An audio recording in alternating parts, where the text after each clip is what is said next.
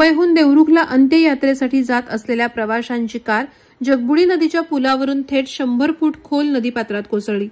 मिळालेल्या माहितीनुसार मुंबई गोवा महामार्गावर खेडमधील जगबुडी नदीपात्रात पुलावरून कार कोसळून 5 जणांचा मृत्यू झाला।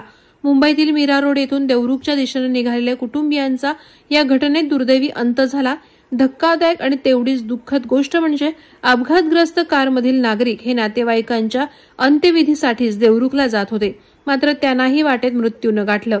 जगबुडी नदीच्या पुलावरून कार थेट 100 फूट खाली कोसळली। या घटनेत 5 जणांचा मृत्यू झाला तर कारचा चालक गंभीररित्या जखमी झालाय।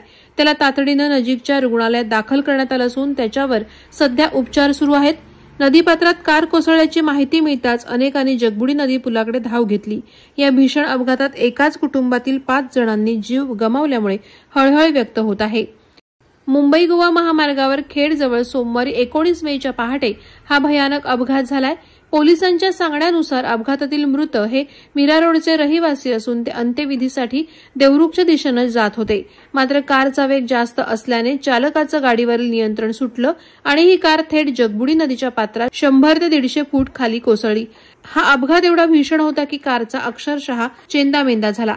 विवेक श्रीराम मोरे, मिताली विवेक मोरे, निहार विवेक मोरे, श्रेयस राजेंद्र सावंत, परमेश पराडकर, मेघा परमेश पराडकर, सौरभ परमेश पराडकर हे सर्वजण कारमधून प्रवास करत होते।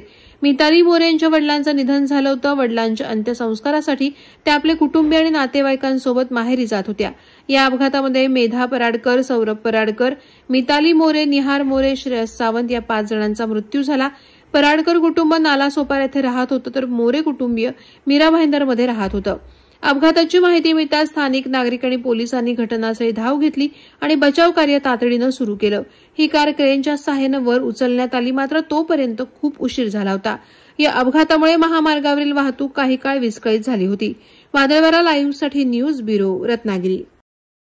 नवी मुंबई व रायगड जिल्ह्यातील ताज्या बातम्या आणि घडामोडींसाठी सबस्क्राईब करा वादळवारा लाईव्ह चॅनल आणि दाबा बेल आयकॉन।